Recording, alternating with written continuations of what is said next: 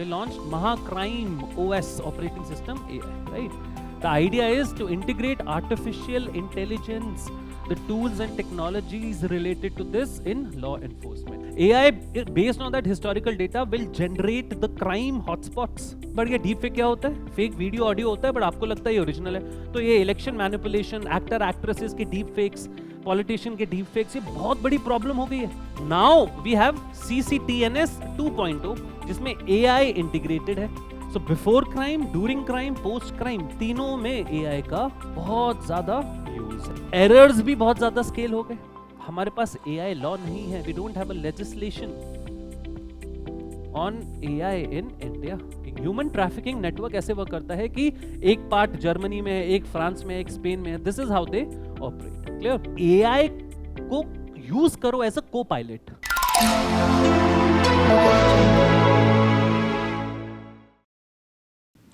Okay, good morning everyone. My name is Sunil Dagar. Today we'll continue with the series of internal security and today we'll discuss the future of policing where AI catches the criminals. Basically we are talking about the applications of artificial intelligence in law enforcement. And why we are talking about this is because recently the Maharashtra government along with Microsoft, they launched Mahacrime OS operating system AI, right? The idea is to integrate artificial intelligence, the tools and technologies related to this in law enforcement. Now what it includes we'll understand in a more generic way in the form of applications of AI in law enforcement. So basically we are trying to understand कि law enforcement करना है तो AI का role क्या है. देखो law enforcement मतलब you are basically revolving around a crime. Now crime में there are 3 stages that you need to be careful about. The first is before crime, the second is during crime and then post crime और after crime. Now traditionally the approach of, if we talk about the Indian security agencies or world over, the traditional approach has been quite reactive. After the crime has been committed, we are trying to solve who is the culprit, who are the victims, understand? But now we are trying to come towards before crime stage. हम reactive से proactive stage में जा रहे हैं. reactive से proactive predictive stage में जा रहे हैं कि crime हो ही ना. Can we prevent the crime is something that we are targeting, especially with the help of artificial intelligence. Now इसमें in before crime, for example, how AI can help us is in something called predictive analytics. For example AI क्या करेगा? AI को आप data दीजिए, historical data. AI based on that historical data will generate the crime hotspots. Crime hotspots for example ये AI का use Brazil में हो रहा है in the form of crime radar system in Rio de Janeiro. जिनकी famous city है Brazil की Rio de Janeiro, वहां पे क्राइम रेडार AI सिस्टम है जो कि हिस्टोरिकल पास्ट डेटा को यूज करके क्राइम हॉटस्पॉट्स, उनका टाइम, उनका propensity, probability, everything it gives. ठीक है, तो ये अगर हम कर रहे हैं हॉटस्पॉट तो बेटर क्या होगा, फिर हम पेट्रोलिंग के ऑफिसर्स वहां पे ज्यादा भेज सकते हैं. Clear? During crime for example, during या पोस्ट क्राइम में we can use something like facial recognition system. Facial recognition system जो फेसेस को रिकॉग्नाइज, अब देखो फेस रिकॉग्नाइज तो हो जाएगा, आपने सीसीटीवी लगा दिया है, बट अब वो face recognition, that face has to be matched with your database. वो क्रिमिनल का पता तो तभी चलेगा. Now manually this process becomes very tedious. So artificial intelligence ये काम करेगा. ठीक है, अलोंग विद सीसीटीवी या ड्रोन मॉनिटर्स, उसको यूज करके फेशियल रिकॉग्निशन हम ड्यूरिंग क्राइम में, फॉर एग्जांपल एक terrorist attack is going on, so we can get to know about the terrorist that is conducting those sort of attacks, right. और ये post crime में भी surveillance and investigation में use हो सकता है. surveillance and investigation.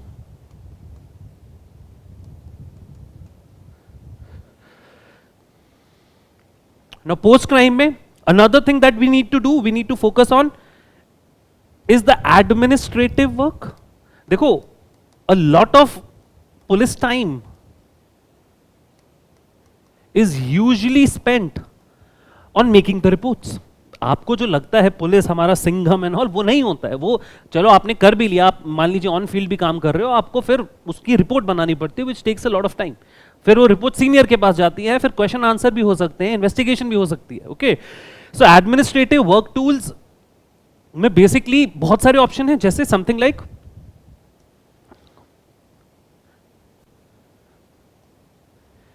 Example speech to text AI tools.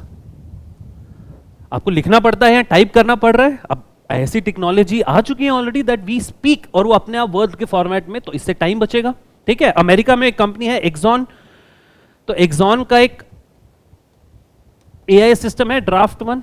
ये क्या करता है, वहां पे अमेरिका में एज यू वुड नो वहां पे the police have to wear the wearable devices, ठीक है, जो रिकॉर्ड करते हैं यहाँ पे जो बॉडी कैमरास होते हैं. ठीक है, इंडिया में भी दे आर सेइंग कि ये शायद will start with this thing. तो बॉडी कैमरा को ऑफिसर को देखना पड़ता है, उसके सीनियर को देखना पड़ता है और फिर उसकी रिपोर्ट बनानी पड़ती है. Clear? Now this takes a lot of time. अब because of this Axon draft one system पर केस पर ऑफिसर 45 मिनट्स एटलीस्ट ये सेव कर रहे हैं.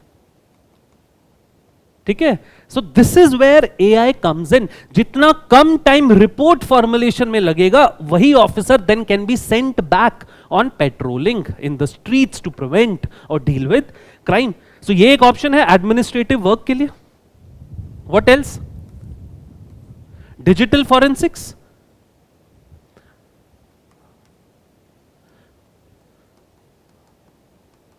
डिजिटल फॉरेंसिक्स होता है मोस्ट ऑफ द क्राइम. अगर आप आईपीएस ज्वाइन करते हो, पुलिस, आप जानते हो किसी पुलिस को, तो first thing they do after a crime is कि उसकी लोकेशन देखते हैं.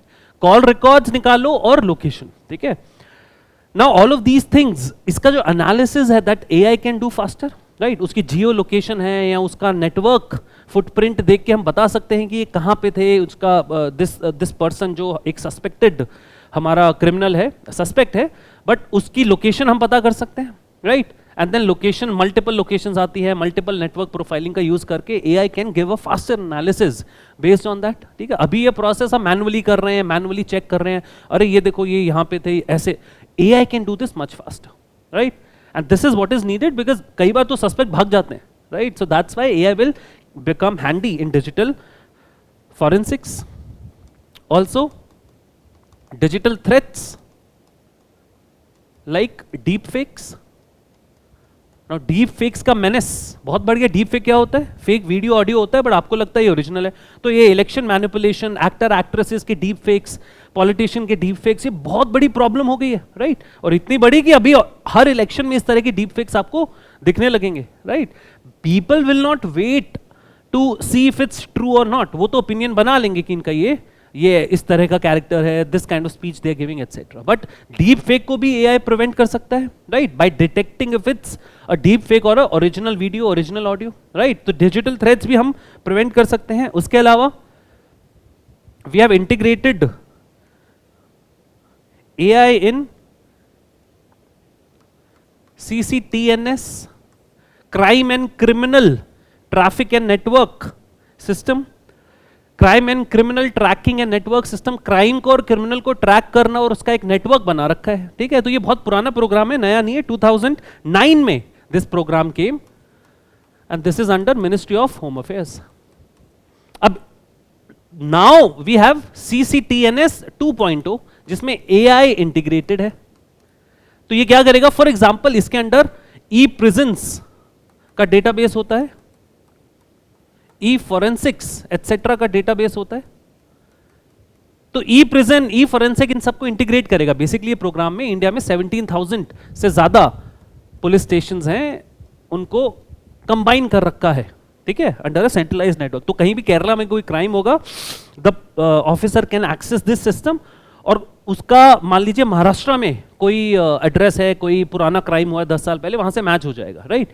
या कोई पुणे जेल से रिलीज हुआ है, उस क्रिमिनल से मैच हो जाएगा. So this kind of system works. तो यहां भी AI can come in handy. E prison for example, AI आपको बता देगा कि ये एक्स, मिस्टर एक्स को आपने बेल पे रिलीज किया और सडनली एक एरिया में क्राइम भरने लग गए. तो obviously these two are related. ठीक है, e forensics as we saw digital forensics के केस में, राइट? कोई डीएनए, बैलिस्टिक मैच कर सकता है easily with for example present data के साथ. So this is how AI will help in law enforcement. ये बहुत ही वंडरफुल एप्लीकेशंस हम वर्ल्ड ओवर देख रहे हैं. Let me show it to you again.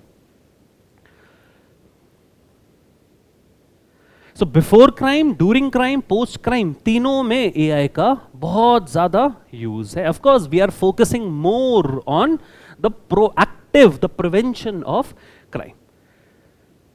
So the question is, तो सर कर लेना चाहिए. ऑफ कोर्स कर रही है कंट्री, बट कुछ इश्यूज भी हैं, right? It's not as simple as it seems because we are talking about data. So let's discuss some of the issues और challenges in the applications of AI in law enforcement. तो सबसे पहला issue है data privacy का.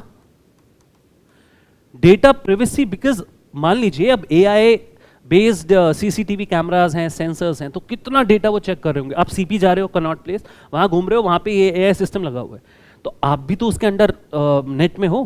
Clear? आपकी भी तो एक प्रिवेसी है. इंडिया में anyway Puttaswamy judgment 2017 makes right to privacy a fundamental right, right? Part of Article 21. तो legal complications भी हैं यहाँ पे. So that's why थोड़ा सा we'll have to be little careful. Second,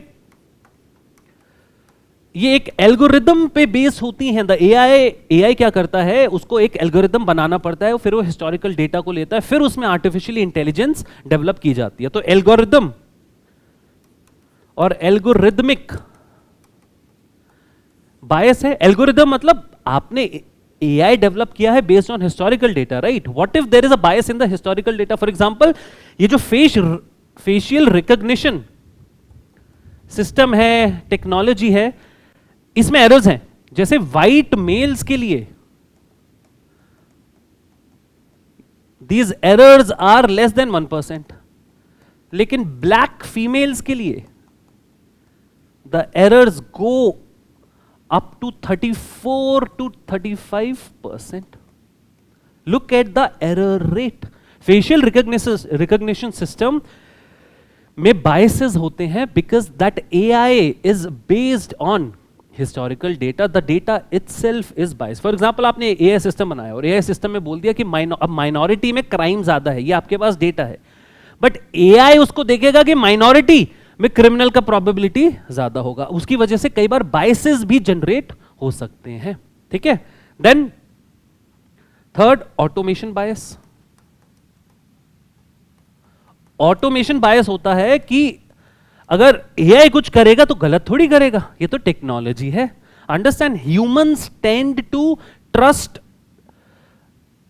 themselves less and trust AI systems more. इसको कहते हैं automation bias. Second,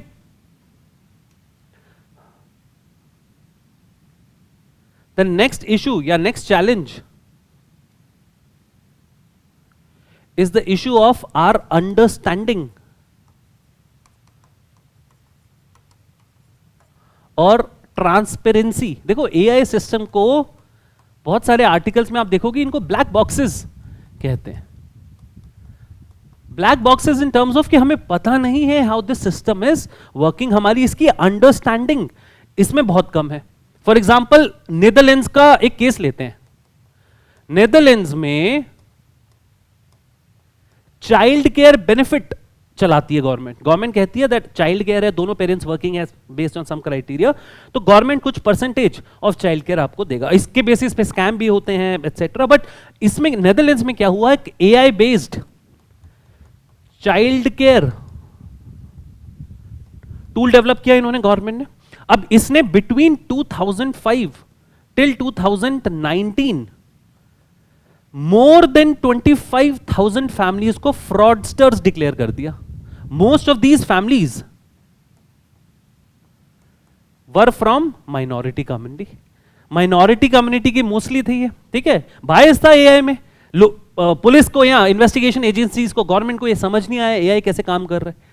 okay, later on जब मैनुअली एनालिसिस किया तो काफी ज्यादा फैमिलीज इनमें से फ्रॉडस्टर्स नहीं थे, जेन्युइन केसेस थे। और ये इतना बड़ा स्कैंडल हुआ कि 2021 में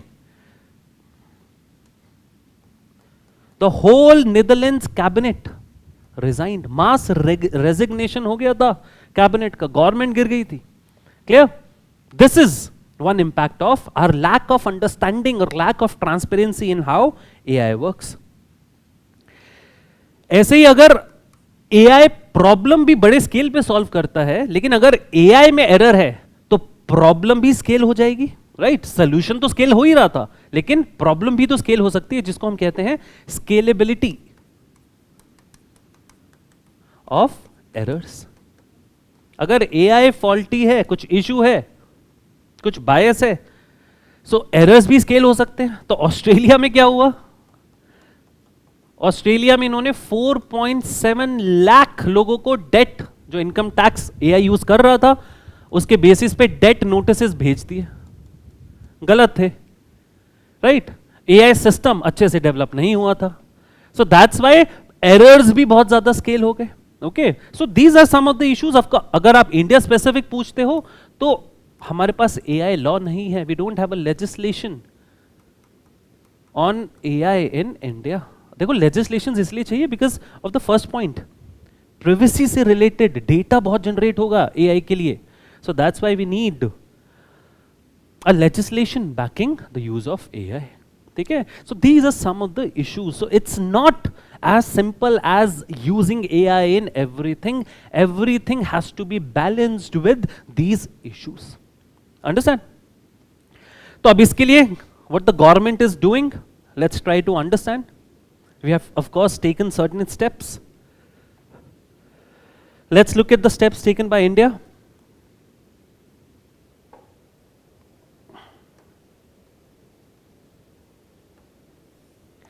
अब देखो, इंडिया में for example automated facial recognition system है हमारा, ये एनसीआरबी इसको इंप्लीमेंट करता है, नेशनल क्राइम रिकॉर्ड्स ब्यूरो, जो 1986 में एक बॉडी बनी थी मिनिस्ट्री ऑफ होम अफेयर्स में। सेकेंडली, हमारे पास डीप फेक के लिए एआई बेस्ड सिस्टम्स हैं, डीप फेक्स के लिए fact check software etcetera, right? जो CDAC, centre for development of advance computing, ये सीडैक इंपॉर्टेंट बॉडी है, 1988 में ये बना था, हेडक्वार्टर पुणे है, under ministry of electronics and IT, ठीक है? देन भाषिनी प्लेटफॉर्म है, भाषिनी इज जो मल्टीलिंगुअल लैंग्वेज ट्रांसलेशन के लिए प्रोग्राम है। इसका इंडिया में एक मिशन चल रहा है 2008 से, called national language translation mission, right? This is under ministry of education. तो इसमें यह है कि कोई भी टेक्स्ट है उसको एक डिजिटल फॉर्मेट में मल्टीपल लैंग्वेजेस में अवेलेबल करना है। जैसे हमने we started with this topic from MahaCrime OS Maharashtra, तो उसमें Marathi language related text to speech, speech to text वाले ऑप्शंस भी हैं, okay? Then safe city project है, Delhi police AI enabled 10,000 AI enabled cameras हैं, राइट? बाय 2026। आंध्र प्रदेश में ई प्रगति, इसमें इंफॉर्मेशन इंटीग्रेशन है अक्रॉस डिफरेंट डिपार्टमेंट्स। बैंगलोर में पुलिस, उसने भी एआई यूज किया, फॉर एग्जांपल इसको यूज करके लास्ट ईयर जो दिवाली में क्रैकर बर्स्टिंग था, तो उसमें we could catch the people, ठीक है, जो दिवाली में क्रैकर बर्स्ट कर रहे थे। तो इस तरीके का monitor, AI based monitoring of live CCTV feeds during festivals etcetera, right? So these are some of the steps taken by India.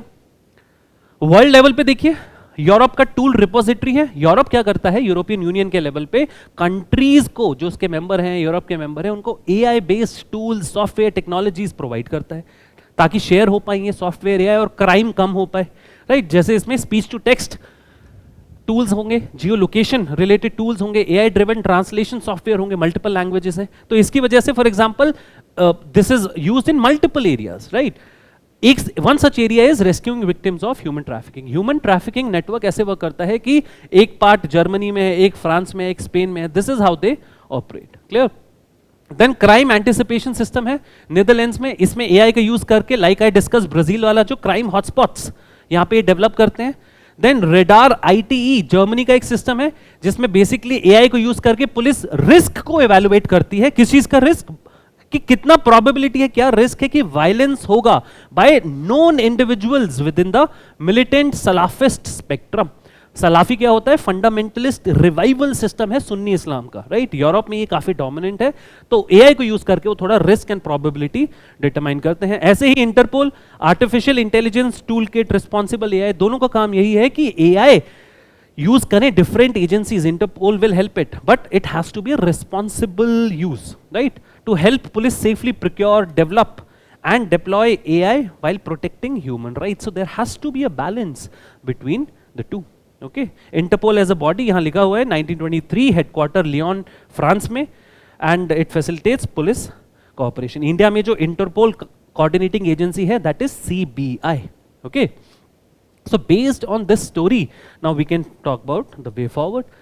Way forward में हमें लीगल एथिकल गार्ड रेल्स रखने पड़ेंगे, जैसे फेशियल रिकॉग्निशन का हमने बात किया था, data privacy, human rights impact assessment करना पड़ेगा, human in the loop requirement. Human in the loop होता है दैट एआई को यूज करो एज अ को pilot, but AI should not be making the final decision, humans should be making the final decision. एक oversight रखिए humans की, ताकि अगर कोई बायस है, कोई इशू है, कोई प्राइवेसी रिलेटेड चैलेंज है, तो humans can factor that in before making a final decision. Then capacity building and knowledge sharing. अब पुलिस को AI यूज करना है फॉर एग्जांपल, तो उसको यूज कैसे करते हैं, इंप्लीमेंट कैसे करते हैं, ये सब सीखना पड़ेगा।